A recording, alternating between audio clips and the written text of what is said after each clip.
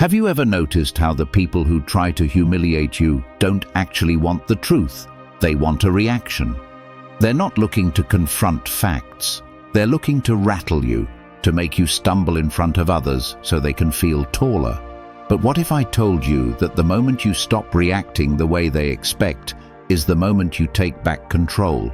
It's like a vine that outgrows the wall it clung to, no longer needing support, it climbs on its own.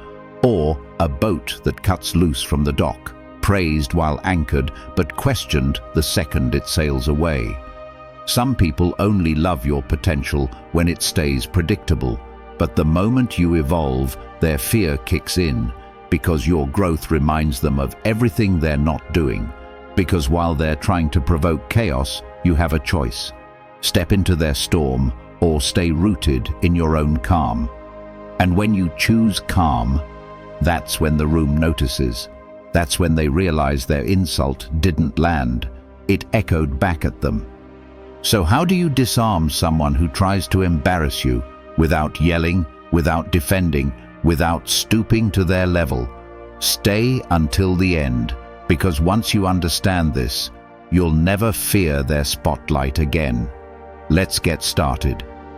Number 1, pause, and let silence speak louder than shame.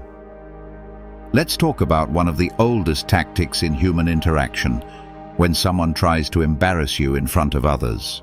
It might happen during a meeting, at a dinner table, or in a quiet one-on-one moment. They say something sharp, sarcastic, or passive-aggressive. They drop a comment that cuts just deep enough to sting, but is still subtle enough to leave you unsure whether to confront or ignore. The goal: to provoke a reaction, to make you flinch, defend, or try to justify yourself. But here's what most people don't realize. The most unsettling and powerful response isn't a comeback, it's stillness. Here's the truth. Embarrassment is often a trap, a loud moment designed to make you feel small so they can feel big. And if you fall for it, if you react emotionally, if you try to explain or argue, you step right into their hands. But when you don't flinch, when you let the comment hang in the air without giving it life, you flip the script entirely. Your silence becomes the loudest voice in the room. Because silence, when used with intention, isn't weakness, it's strategy. This is where Stoic wisdom becomes a shield.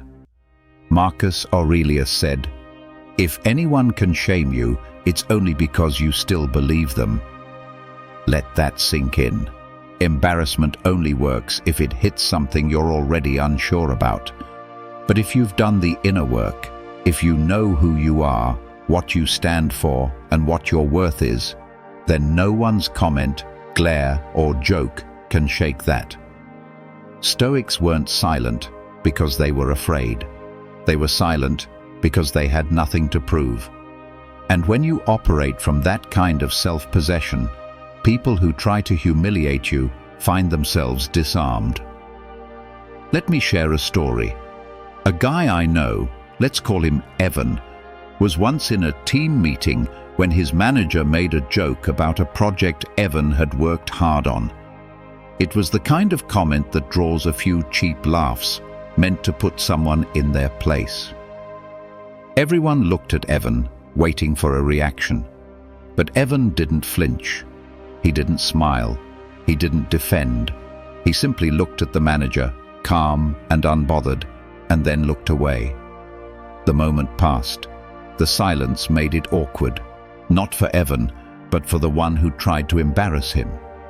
After the meeting, several colleagues told Evan they respected how he handled it.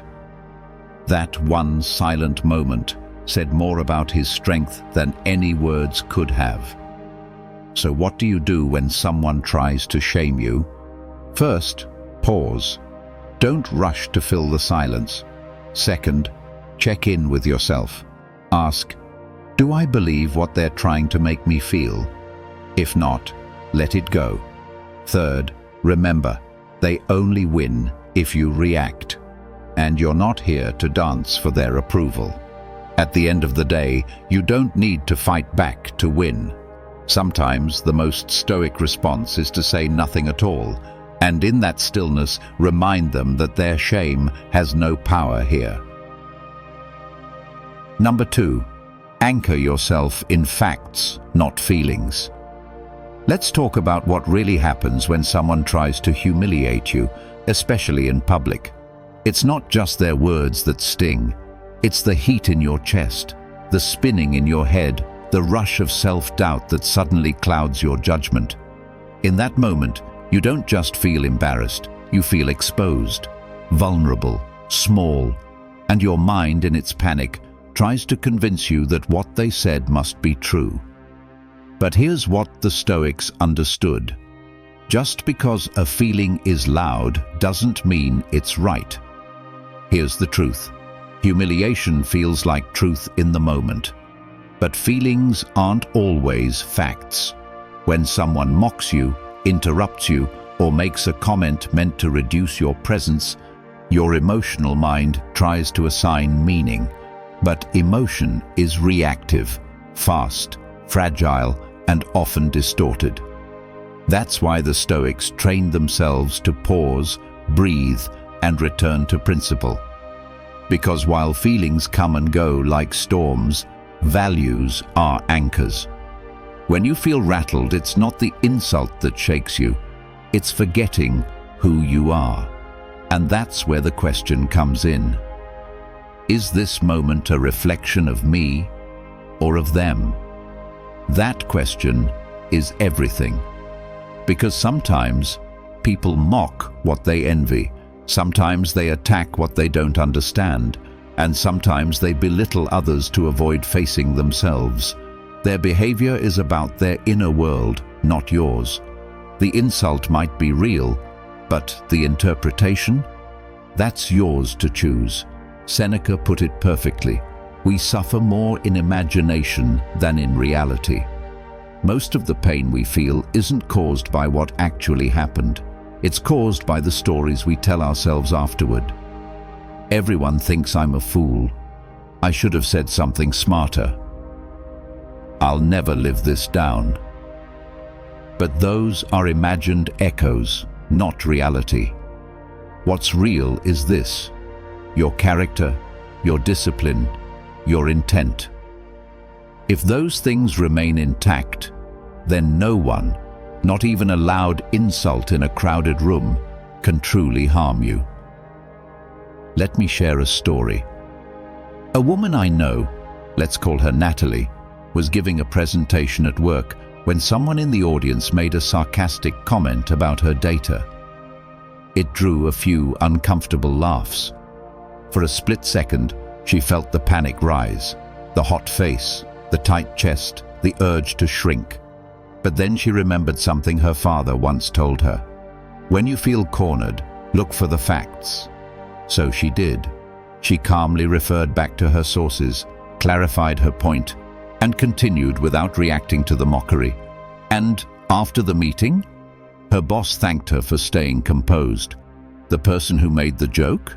No one remembered what he said, but they remembered Natalie's grace. So how do you anchor yourself when someone tries to shake you? First, pause. Let the wave of emotion pass. Second, return to your principles, your preparation, your values, your truth. Third, ask yourself the Stoic question: is this about me or about them? At the end of the day, you are not your feelings. You are not their opinions. You are who you choose to be in the moments when your dignity is tested. And when you choose truth over reaction, you rise above the noise. And that is where real strength begins. If you found this valuable, hit like and subscribe for more powerful insights. Number 3, use their spotlight against them. Let's talk about one of the most overlooked forms of power: composure. Especially when someone tries to put you on the spot, to humiliate you, question you, or rattle you in front of others. Maybe it's during a work meeting, a family gathering, or in front of mutual friends. They say something meant to embarrass you, and suddenly All eyes are on you. That's their move. They want the room, they want the moment. But here's the paradox. When someone tries to expose you in front of others, they've just stepped into the spotlight themselves. And if you stay calm, that spotlight shifts from you to them. Here's the truth. Retaliation makes you look defensive. Silence makes them look cruel. When you don't react, you invite others to see what's really going on. And they will. Because most people can sense malice when it's quiet. When you remain grounded, no sarcasm, no anger, just unshaken poise, you hold up a mirror, not to yourself, but to them. You let their cruelty echo in the silence, and in that stillness, others begin to notice who really looks small. Because dignity doesn't shout, it stands. The Stoics understood this deeply. Epictetus said, "The dignity of your soul is visible when you stand tall in the storm." He didn't say, "when you fight back," or "when you prove your worth." He said, "Stand tall," because the storm isn't just around you, it's inside the one trying to attack you. And when you don't step into their chaos, you show strength that words can't match. Let me share a story. A man I knew, let's call him Tyler, once found himself in a heated client meeting. His colleague, frustrated with being outshined, took a cheap shot. Well, maybe if Tyler had actually read the brief, he said with a smirk. The room got quiet. Everyone looked at Tyler. And Tyler? He didn't react. He didn't defend. He calmly turned a page in his notes, finished the thought he was explaining, and moved on. That moment, it was electric, not because of what Tyler said, but because of what he didn't. That silence was like a spotlight, bright, exposing, and unmistakable. After the meeting, the client privately told the manager, "That man has presence. The other one, not so much." So how do you use their spotlight against them? First, don't grab the mic. Don't fight to explain. Let their behavior hang itself. Second, trust that people notice more than you think. When someone tries to shame you publicly, every word you don't say matters more. Third, focus on how you carry yourself. Posture, tone, eye contact. Those quiet things speak louder than any clever retort ever could. At the end of the day, you don't need to win the room. You just need to hold your ground. Let their words fade into awkward air while your calm becomes the real message. Because nothing exposes someone faster than their own attempt to expose you. And nothing protects your peace more than silent strength under pressure. Number 4, don't argue. Frame it with humor or grace. Let's talk about the moments when someone tries to get under your skin, not with an outright attack, but with something slicker. A sly joke, a passive jab, a backhanded compliment that leaves just enough doubt in the air to sting. These aren't the kind of insults that start a shouting match. They're the kind that sneak into your mind later and echo. And in those moments, the natural instinct is to respond, to clarify, to defend your name. But here's the catch. When you argue, you step into their frame. You enter the arena they set. And suddenly, you're not in control anymore. They are. Here's the truth. Not every jab deserves a debate. Some deserve dismissal. Some deserve quiet confidence. And some deserve humor. Just enough lightness to remind everyone that you're not shaken. Because when you can take a jab, flip it with grace, or smile like it didn't even land, you send a message. I'm unbothered. I'm in control. I don't need to prove myself to anyone. This is where Stoic wisdom becomes a weapon of elegance. Marcus Aurelius once wrote, "He who is free within does not need to prove it outwardly." That's not just a quote, it's a strategy. True strength doesn't perform. It doesn't defend every accusation or chase every insult. It knows that silence, wit, or grace can often dismantle disrespect better than confrontation ever could. Let me share a story. A woman I know, let's call her Brooke, was once at a networking dinner when another guest made a sarcastic remark about her job. "Must be nice working part-time and calling it a career," he said, loud enough for others to hear. The table froze, waiting to see what Brooke would do. She paused, sipped her drink, and replied, "Yeah, it's fantastic. You should try it sometime. Might improve your mood." She smiled, not mockingly, but lightly, then shifted the conversation away. No heat, no tension, just pure poise. The man fumbled. The moment lost its bite. And Brooke. She walked away looking unshaken and sharp. Because here's the thing. When you don't argue, you don't validate their attempt. You show the room, and yourself, that you're above the drama. You're not afraid. You're just choosing peace over performance. And that, in today's world, is rare power. So next time someone tries to poke at you, don't scramble to defend yourself. Breathe, smile, respond if you must, but make it light, make it graceful. Because the moment you stop arguing with shadows, you step into your own light, and no one can pull you out of it. If you've watched the video this far, don't forget to leave a comment with a "thank God" and give it a like if you enjoyed the content. Your support means a lot and motivates me to keep creating more interesting videos. I hope you find inspiration in them and that we continue learning together. Thank you for your support. Number 5. Speak with calm authority, if you must speak at all. Let's talk about the moments when silence isn't enough. When someone crosses a line and you feel that urge rising to speak, to defend, to respond. Maybe it's a backhanded comment in front of others, a public jab designed to rattle you, or a subtle insult wrapped in a joke. You know the feeling. Your pulse quickens, your throat tightens, your instinct screams, "Say something!" But here's the truth. How you speak in that moment either builds your power or hands it away. Here's what most people do when they're insulted.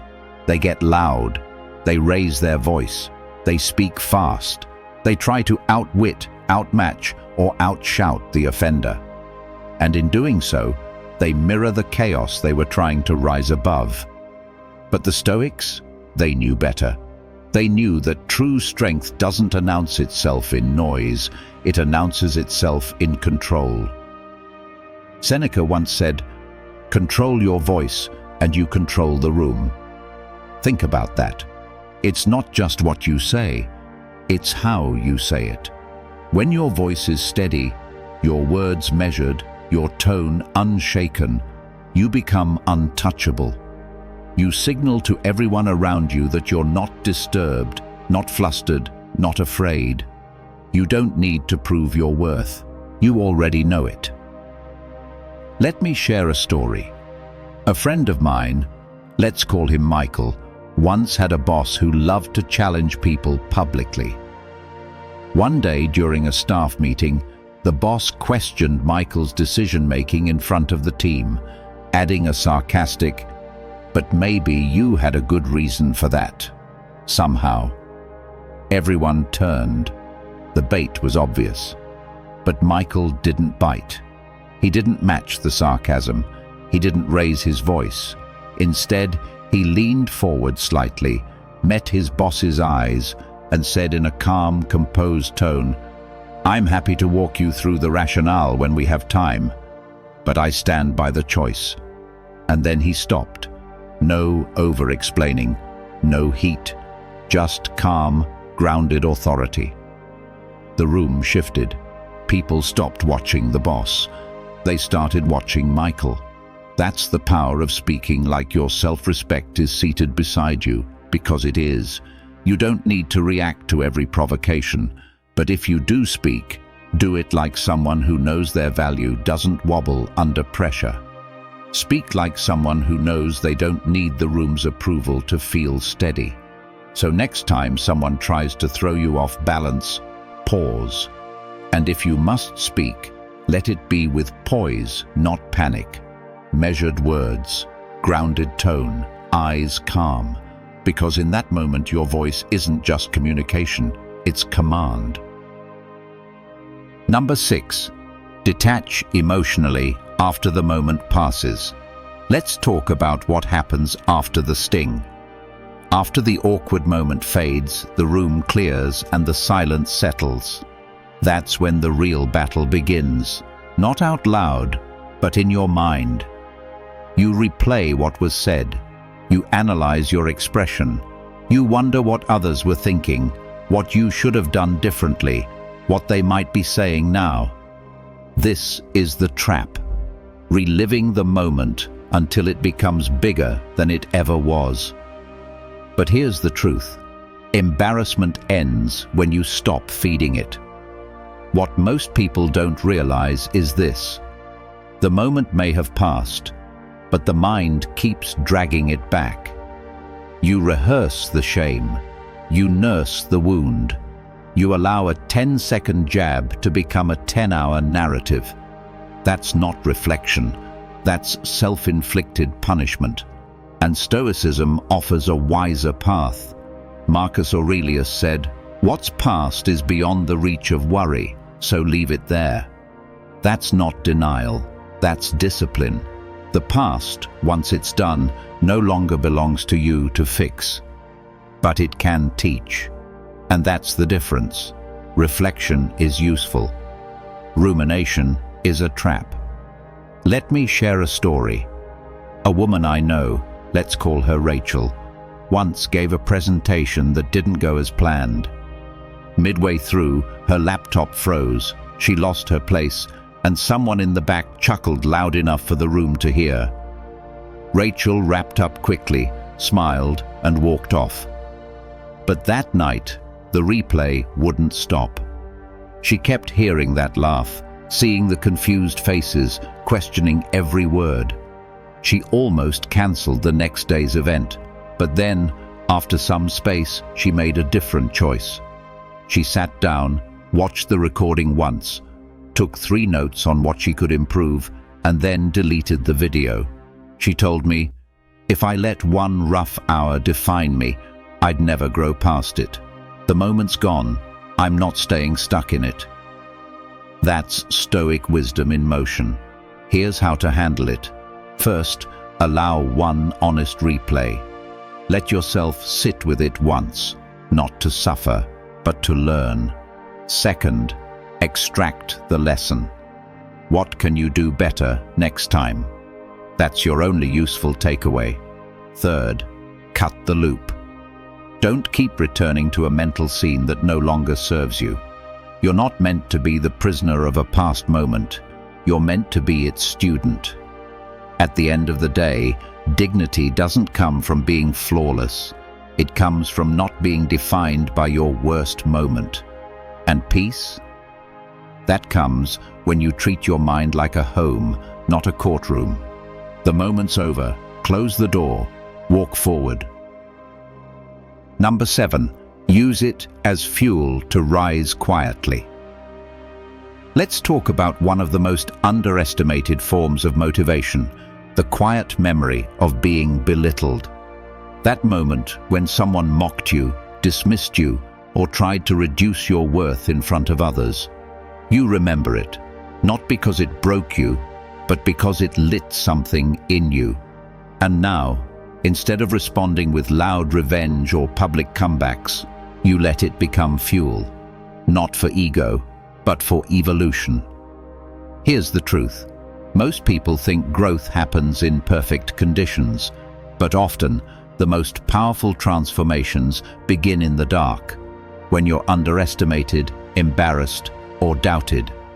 That's the soil where strength begins, not by shouting, not by proving them wrong out loud, but by rising so quietly, so undeniably, that one day even your enemies wonder how they ever thought they could break you. This is where Stoicism shows its depth.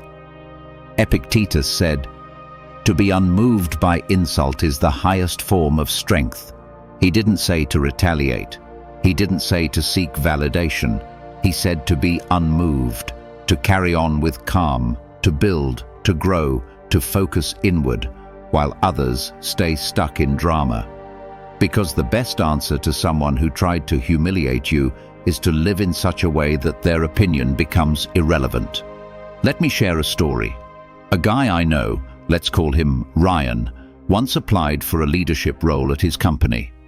During the interview process, a senior executive casually joked in a meeting that Ryan wasn't really leadership material, more of a support guy. The comment landed like a slap, dressed as humor. Ryan said nothing in that moment. He didn't defend, he didn't challenge. But he went home and got to work, not to impress them, but to sharpen himself. Over the next year, Ryan took courses, mentored newer employees, and led internal projects quietly. He didn't post about it. He didn't seek recognition. Then, when a new department was formed, Ryan was chosen to lead it by another executive who had quietly been watching.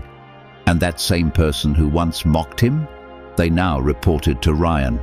But here's the best part. Ryan never brought it up, because the victory wasn't in rubbing it in. It was in not needing to. So how do you rise after being belittled? First, let the moment burn, but not you. Second, channel the energy inward. Let it build you, not consume you. And third, remember, quiet growth is the most intimidating kind. At the end of the day, you don't need to shout to be heard. Let your progress speak in silence. Let your wisdom rise in stillness. And when it does, those who tried to shrink you will have to stretch their vision just to see where you've gone. If you believe this video can help others, give it a like. It helps the YouTube algorithm show it to more people. And don't forget to subscribe for more awesome content coming your way. Share your thoughts in the comments. I will definitely reply.